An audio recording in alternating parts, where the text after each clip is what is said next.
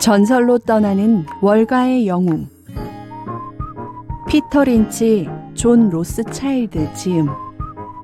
이건 옮김. 홍진채 감수. 국일증권경제연구소. 4장. 자기진단. G2는 투자할 만한 종목인가? 나는 투자할 때 이런 질문을 먼저 던지지 않는다. 설사 G가 좋은 종목이더라도 우리가 이 종목을 보유해야 한다는 뜻은 아니다. 스스로 거울을 들여다보기 전에는 신문 금융면을 뒤져봐야 아무 의미가 없다. 주식을 매수하기 전에 다음 3가지 질문부터 답해야 한다.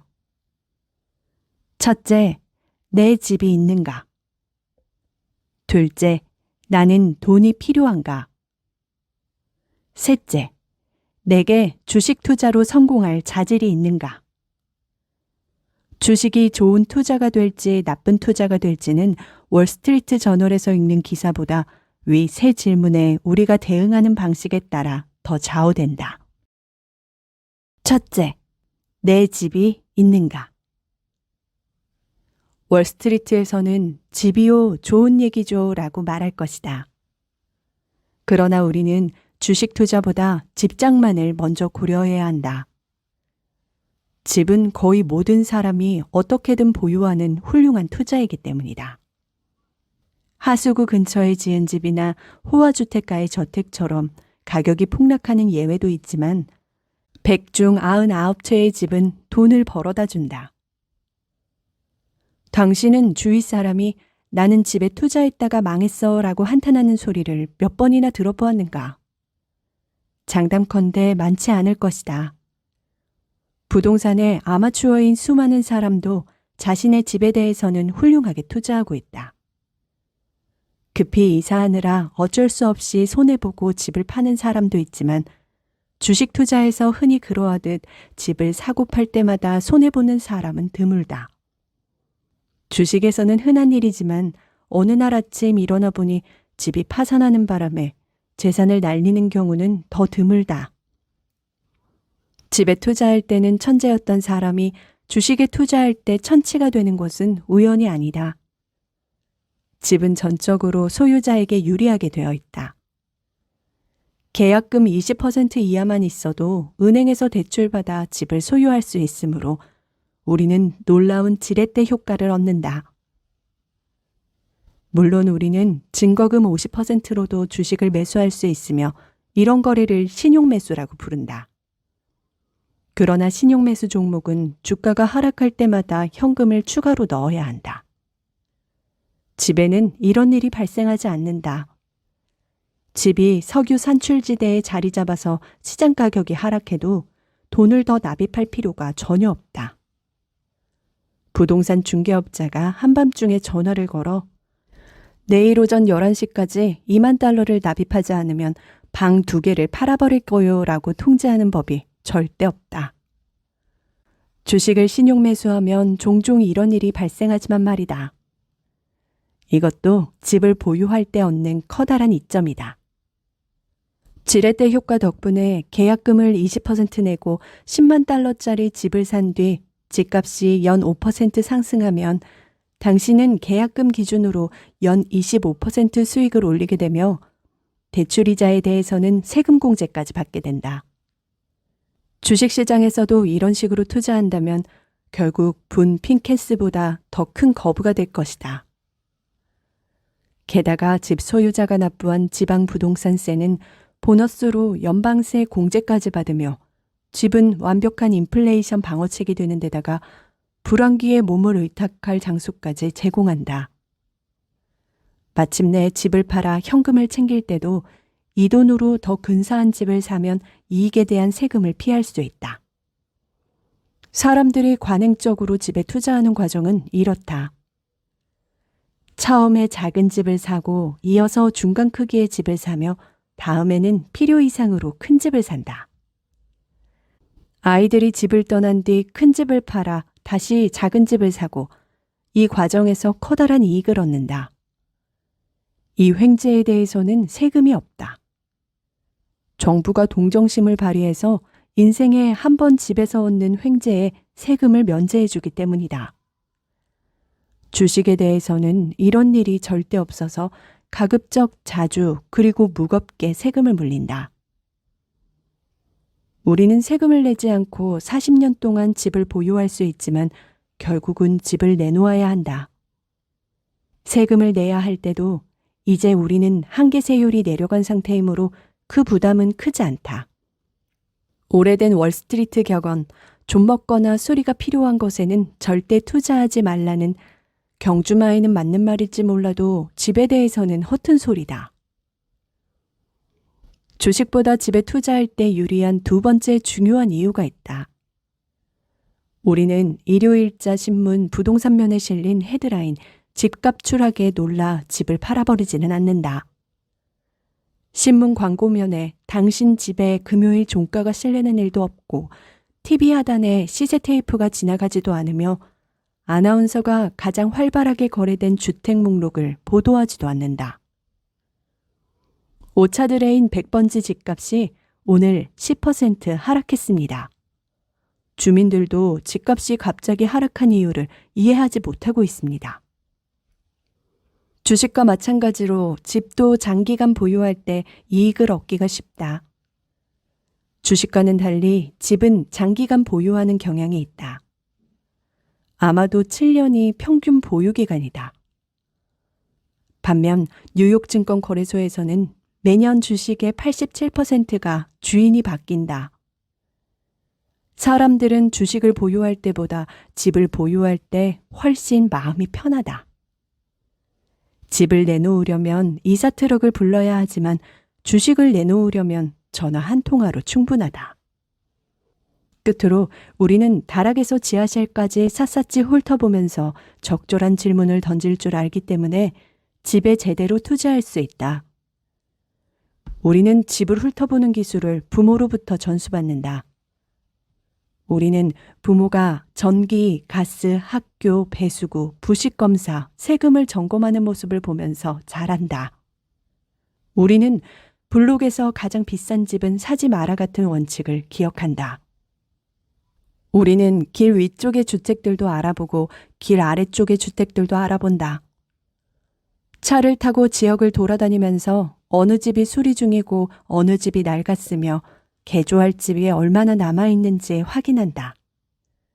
그리고 계약하기 전에 전문가를 고용해서 흰개미, 지붕누수, 건조부패, 배관 부식, 배선 결함, 기초 균열 등을 점검한다.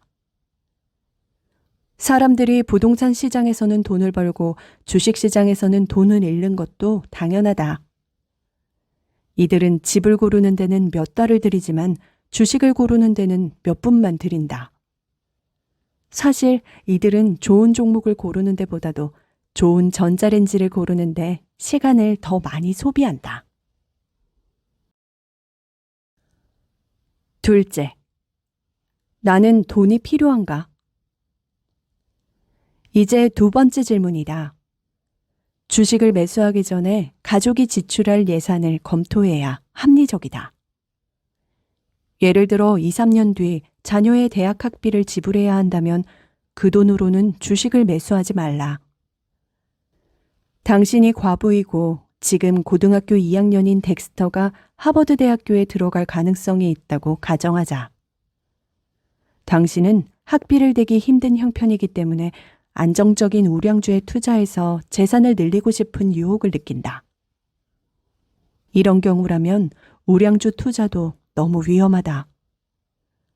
놀라운 사건이 많이 벌어지지 않는 한 주가는 10년에서 20년 뒤에 대해서는 비교적 쉽게 예측할 수 있다. 그러나 2, 3년 뒤 주가가 오를지 내릴지 예측하려 한다면 차라리 동전을 던져서 판단하는 편이 낫다. 우량주도 하락하여 3년이나 5년 동안 바닥을 길 수 있으므로 만일 주식시장이 미끄러진다면 덱스터는 야간 학교에 다녀야 한다. 당신은 고정 수입으로 살아가는 노인일 수도 있고 일할 수 없는 미성년자라서 가족의 유산에서 나오는 고정 수입으로 살아가야 할 수도 있다. 둘 중 하나에 해당한다면 주식에 투자해서는 안 된다. 자산의 몇 퍼센트를 주식에 투자해야 하는지 계산하는 온갖 복잡한 공식들이 있지만 나는 월스트리트나 경마장에나 똑같이 적용할 수 있는 단순한 공식을 사용한다. 잃더라도 가까운 장래에 일상생활에 영향을 받지 않을 만큼만 주식에 투자하라. 셋째, 내게 주식 투자로 성공할 자질이 있는가? 이것이 가장 중요한 질문이다. 내가 생각하는 자질의 목록을 열거하면 인내심, 자신감, 상식, 고통에 대한 내성, 초연함, 고집, 겸손, 유연성, 독자적으로 조사하려는 의지, 실수를 기꺼이 인정하는 태도, 전반적인 공포를 무시하는 능력 등이다. IQ 기준으로 말하면 최상의 투자자들은 아마도 상위 3%와 하위 10% 사이에 어딘가에 분포할 것이다. 내 생각에 진정한 천재들은 아마도 이론적 사고에 지나치게 골몰한 나머지 주식의 실제 움직임에 끊임없이 기만당할 것이다. 주식의 움직임은 이들이 생각하는 것보다 더 단순하기 때문이다. 완벽한 정보가 없는 상태에서 판단을 내리는 능력도 중요하다. 월스트리트에서는 상황이 명확한 경우가 거의 없으며 상황이 명확할 때는 이미 너무 늦어서 이익을 얻을 수 없기 때문이다.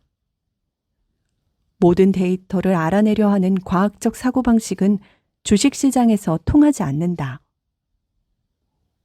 끝으로 인간 본성과 육감의 유혹을 버텨내는 것이 중요하다. 사람들 대부분은 수없이 실패를 되풀이하면서도 자신에게 주가, 금값, 금리를 점치는 능력이 있다고 굳게 믿는다. 실제로는 반대 현상이 일어나고 있는 시점에 수많은 사람이 주가가 오른다고 또는 경제가 회복된다고 확신하는 모습을 보면 불가사의할 정도다. 이런 모습은 엉뚱한 시점에 낙관론 또는 비관론으로 돌변하는 인기 투자자문 뉴스레터에 드러난다. 뉴스레터를 통해서 투자 심리를 추적하는 인베스터스 인텔리전스가 발간한 정보에 따르면 주식시장이 붕괴하기 직전인 1972년 말에 뉴스레터의 낙관론이 사상 최고를 기록했고 비관론은 15%에 불과했다. 주식시장이 반등하기 시작한 1974년에는 투자 심리가 사상 최저였는데 뉴스레터의 65%가 최악의 상황이 아직 오지 않았다며 두려워했다. 시장이 하락하기 전인 1977년에도 뉴스레터는 또다시 낙관적이었고 겨우 10%만 비관적이었다. 거대한 강세장이 시작된 1982년 초에도 뉴스레터의 55%가 비관론이었으며 1987년 10월 19일의 폭락 직전에도 뉴스레터의 80%가 낙관론이었다. 투자자나 조언자들이 상습적으로 어리석거나 둔감해서 이런 문제가 발생하는 것이 아니다. 문제는 사람들이 시장 신호를 받아들였을 시점에 시장은 이미 바뀌어 버렸다는 점이다. 많은 긍정적 뉴스가 사람들에게 스며들어 투자자 대부분이 단기 전망을 강하게 낙관하는 시점이 되면 경제는 곧 어려움을 겪게 된다. CEO와 세련된 사업가들을 포함한 대다수 투자자가 주식이 가장 좋은 실적을 올렸던 기간, 예컨대 1930년대 중반에서 1960년대 말에 주식을 가장 두려워했고, 주식이 가장 나쁜 실적을 냈던 기간, 예컨대 1970년대 초와 최근 1987년 가을에 가장 용감했던 사실을 달리 어떻게 설명하겠는가? 라비 바트라에 져서 1990년 대공황이 성공한 것을 보면 미국의 대호황이 보장된 것 아니겠는가? 실물 경제가 바뀌지 않은 상태에서도 투자 심리가 순식간에 역전되는 모습을 보면 놀라울 정도다. 10월의 대폭락 1, 2주 전, 사업자 애틀란타, 올란도, 시카고 등을 여행하던 사람들은 새로운 공사 현장을 보면서 감탄했다. 와, 대단한 호황이군. 며칠 뒤 이 여행자들은 똑같은 건물들을 보면서 틀림없이 이렇게 말했을 것이다. 저런, 이 동네 큰일 났군. 이 많은 아파트는 다 어떻게 분양하고 이 넓은 사무실 공간은 다 어떻게 임대하려나? 인간은 태생적으로 투자 시점 선택에 실패하도록 만들어져 있다. 경솔한 투자자들은 걱정, 충족감, 항복이라는 세 가지 감정 상태를 계속해서 경험한다. 시장이 하락하거나 경제가 후퇴한 뒤 그는 걱정 때문에 좋은 주식을 싼 값에 사지 못한다. 비싼 가격의 주식을 매수한 뒤 그는 주가가 오른다는 이유로 충족감을 느낀다. 바로 이때가 경제의 기초를 점검해야 하는 시점이지만 그는 신경 쓰지 않는다. 마침내 경기가 침체해서 그의 주식이 매수가격 밑으로 떨어지면 그는 흥분한 상태에서 항복하고 매도해버린다. 어떤 사람들은 자신이 장기 투자자라고 생각하지만 시장이 폭락하면 또는 조금 오르면 그 시점에 단기 투자자로 돌변하여 커다란 손실을 본 채 또는 푼돈을 벌고 주식을 모두 팔아버린다. 투자라는 변덕스러운 사업에서는 공포에 빠지기 쉽다. 내가 마젤란 펀드를 맡은 이래 펀드는 8번의 약세장 동안 10에서 35% 하락을 경험했으며 1987년 한 해만 봐도 8월에는 40% 상승했고 12월에는 11% 하락했다. 그 해는 1% 상승으로 끝났는데 손실을 낸 해가 한 번도 없다는 내 기록을 간신히 지킬 수 있었다. 천만 다행이었다. 최근 내가 읽은 자료에 의하면 일반적으로 주가는 1년 동안 평균 50% 오르내린다. 분명히 금세기 내내 이런 현상이 실제로 벌어진 것 같은데 그렇다면 지금 $50에 거래되는 주식은 앞으로 12개월 동안 $60까지 오르거나 $40까지 떨어질 수 있다는 뜻이다. 다시 말해서 그 해의 고점이 저점보다 50% 높다는 말이다. 만일 당신이 참지 못하고 50%의 주식을 매수하고 $60에 추가로 매수한 뒤 절망에 빠져 $40에 모두 팔아버리는 유형의 투자자라면 투자 서적을 아무리 읽어도 당신에게는 소용이 없을 것이다. 어떤 사람들은 자신이 역발상 투자자라고 상상한다. 그는 세상 사람들이 모두 이쪽으로 갈 때 자신은 저쪽으로 가서 돈을 벌 수 있다고 믿지만 역발상 투자라는 아이디어가 큰 인기를 끌어 널리 인정받은 뒤에야 자신도 역발상 투자자가 되었다는 사실을 깨닫지 못한다. 진정한 역발상 투자자는 남들이 모두 매수할 때 공매도하는 식으로 인기 종목에 대해서 반대 방향으로 거래하는 투자자가 아니다. 진정한 역발상 투자자는 시장이 가라앉을 때까지 기다렸다가 아무도 거들떠보지 않는 종목, 특히 월스트리트가 하품하는 종목을 매수한다. 허튼히 말하면 모두가 귀를 기울이지만 바로 이것이 문제다. 그가 말하면 모두 잠들어야 한다. 누군가 시장을 예측할 때 우리는 귀를 기울이는 대신 코를 골아야 한다. 그 비결은 자신의 육감을 믿지 말고 오히려 자제력을 발휘해서 육감을 무시하는 것이다. 회사의 근본이 바뀌지 않는 한 주식을 계속 보유하라. 그러지 않으면 당신이 재산을 늘릴 수 있는 유일한 방법은 폴 게티가 제시한 확실한 성공 공식밖에 없을 것이다. 일찍 일어나 열심히 일하고 횡재를 잡아라. 5장.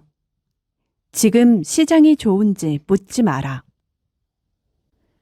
내가 강의를 마친 뒤 질의응답 시간이 되면 항상 누군가 일어서서 지금 시장이 좋은지 나쁜지 질문한다.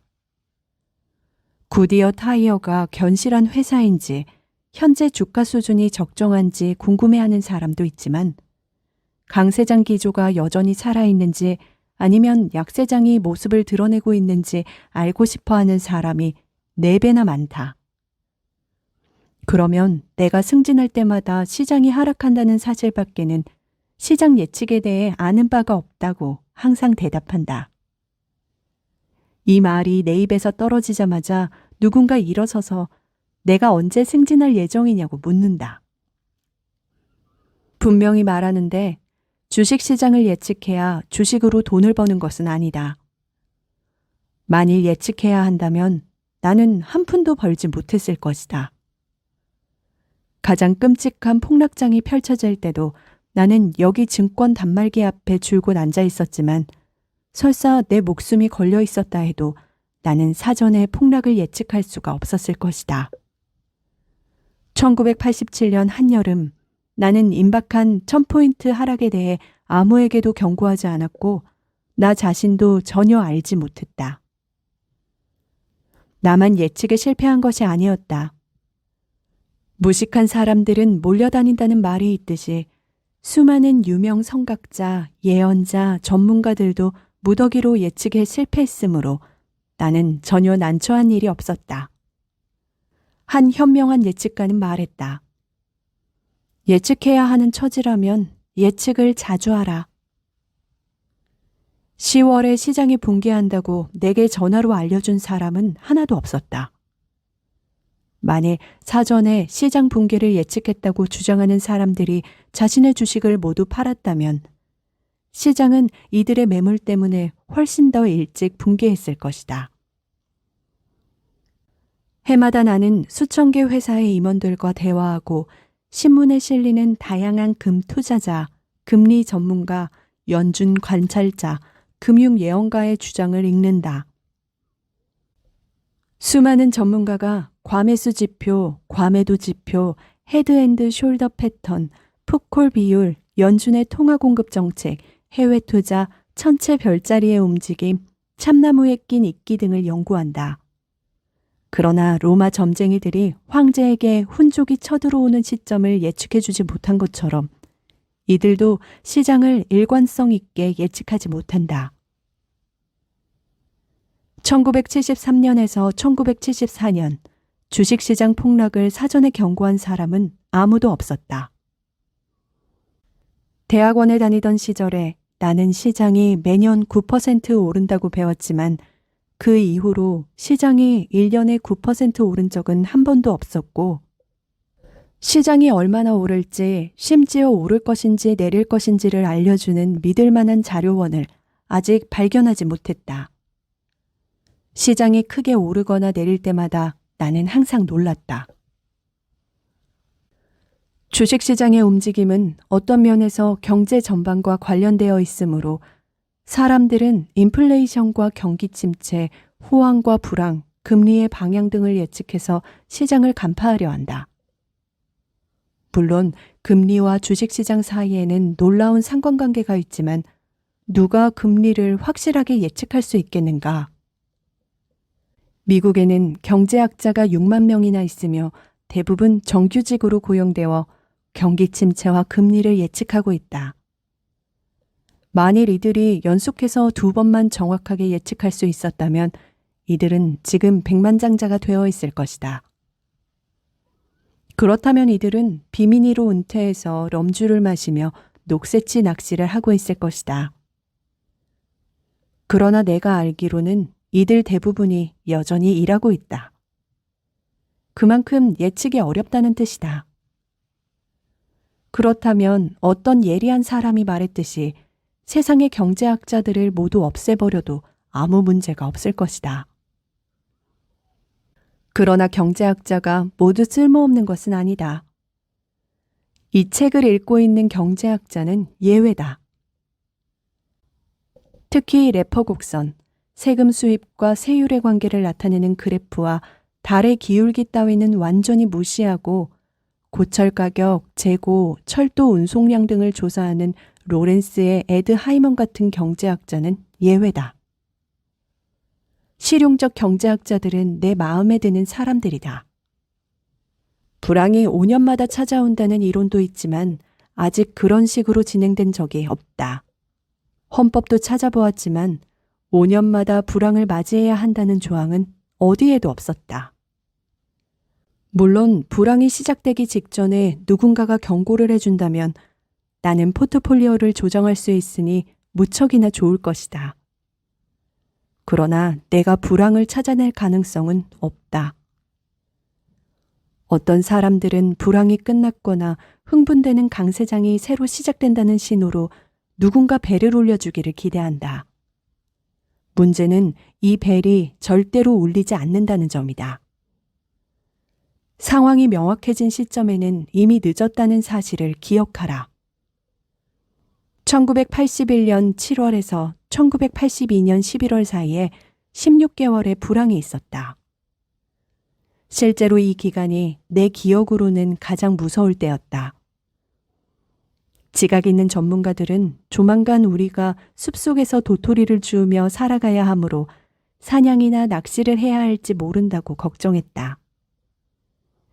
이 기간에 실업률이 14%, 인플레이션이 15%, 우대금리가 20%였지만 이 가운데 어느 하나라도 예고해주는 전화를 나는 한 통도 받지 못했다. 불황이 온 다음에는 자신이 이미 예측했었다고 주장하는 사람들이 많았지만 불황이 오기 전에 내게 말해준 사람은 아무도 없었다. 투자자 10명 중 8이 1930년대가 다시 온다고 단언하며 비관주의가 극에 달했던 시점. 주식시장은 복수하듯 반등했고 갑자기 세상이 제대로 돌아가게 되었다. 소 잃고 외양간 고치기. 최근의 금융 상황이 어떤 방식으로 종결되든지 우리는 앞으로 일어날 일이 아니라 직전에 일어났던 일에 대비하는 경향이 있다.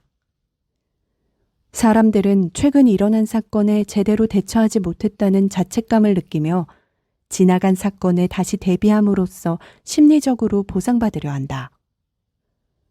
10월 19일 시장이 붕괴하고 이튿날, 사람들은 시장이 무너질 것이라고 걱정하기 시작했다. 시장은 이미 무너졌고 예측하지 못하고서도 살아남았는데도 사람들은 시장이 또 무너질 것이라고 겁에 질렸다.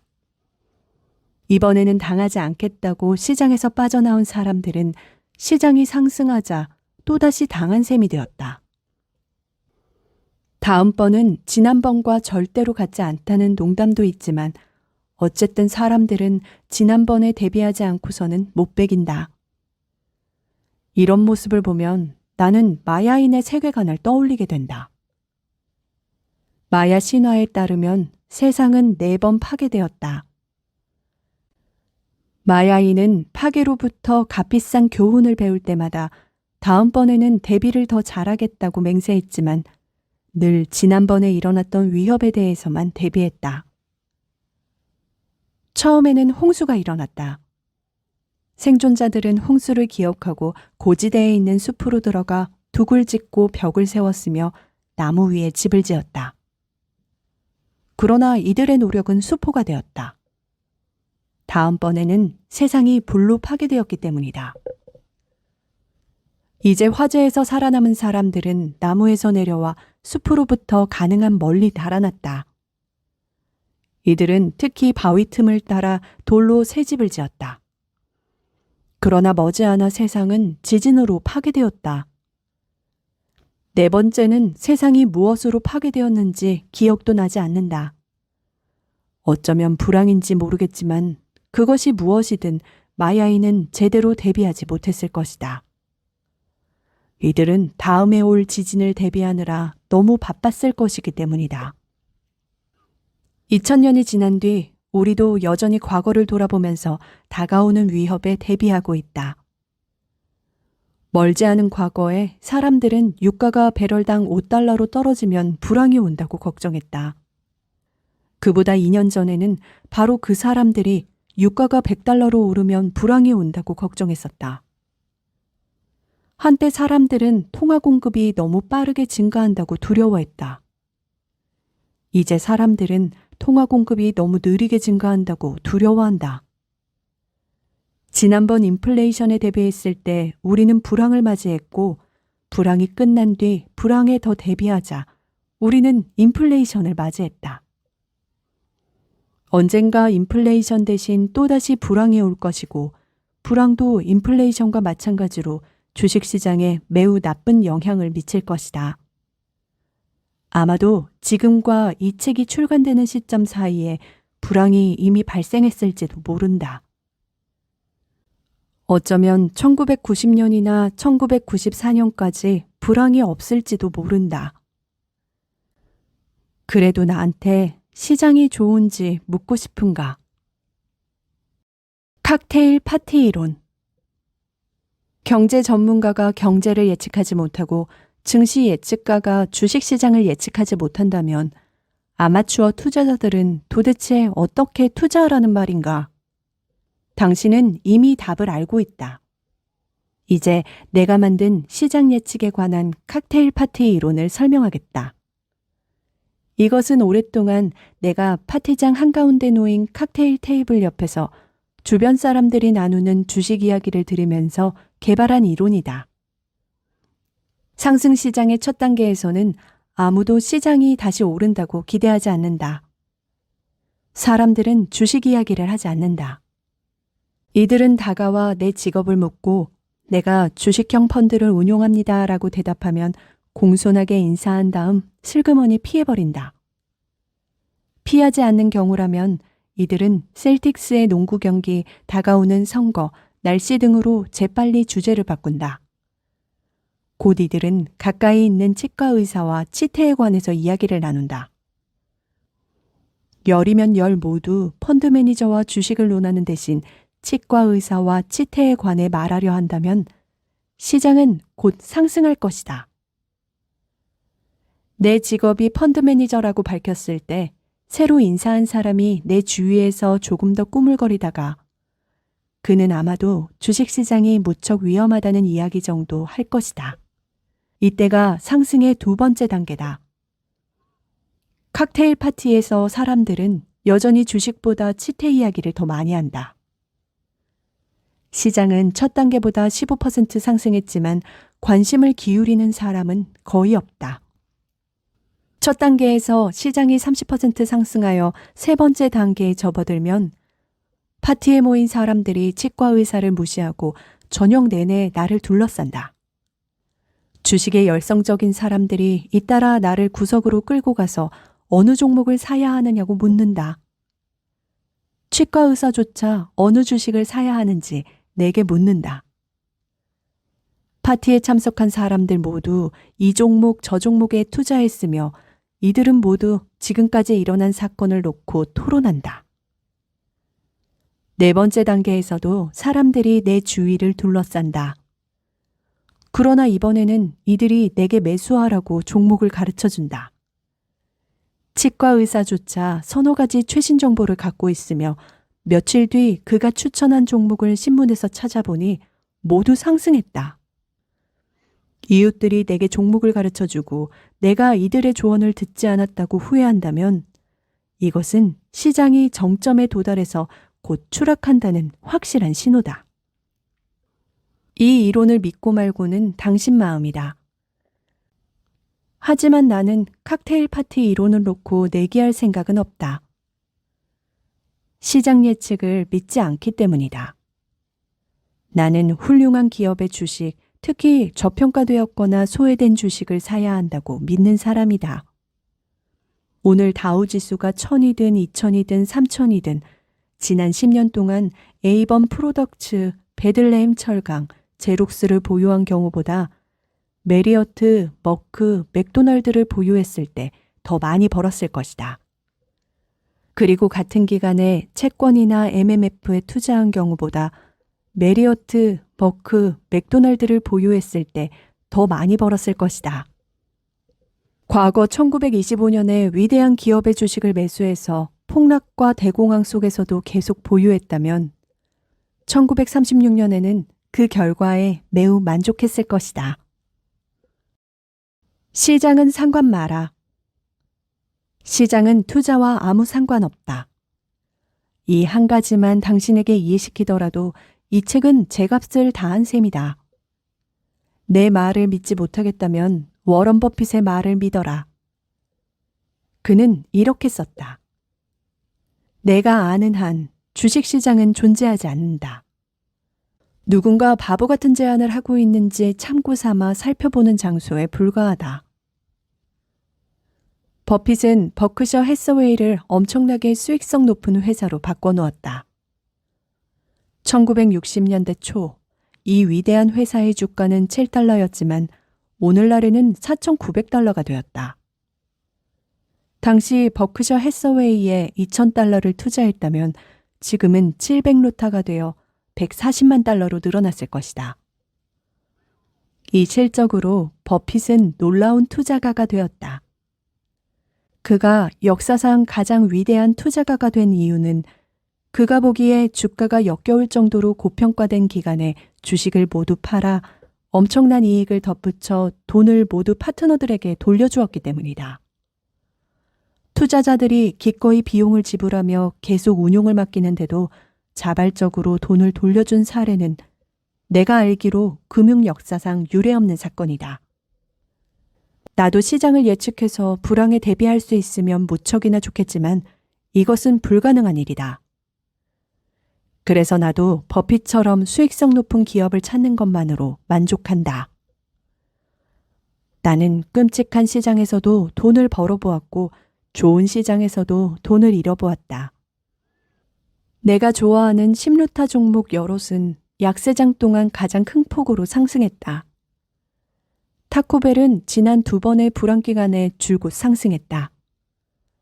1980년대에 주식시장이 하락했던 유일한 해가 1981년이었는데 이때가 디레피스를 매수하기에 가장 좋은 시점이었다. 이로부터 디레피스는 2달러에서 40달러로 환상적인 상승 행진을 지속하여 20루타 종목이 되었다. 토론의 소재를 삼기 위해 당신이 다음번 호황을 정확하게 예측할 수 있으며 이러한 성견지명을 이용해서 주식 투자로 돈을 벌고자 한다고 가정하자. 그래도 당신은 성견지명이 없을 때와 마찬가지로 여전히 올바른 종목을 선택해야만 한다. 플로리다에 부동산 붐이 일어난다는 사실을 알고 당신이 대충 뽑은 종목이 레디스였다면 투자액의 95%가 날아갔을 것이다.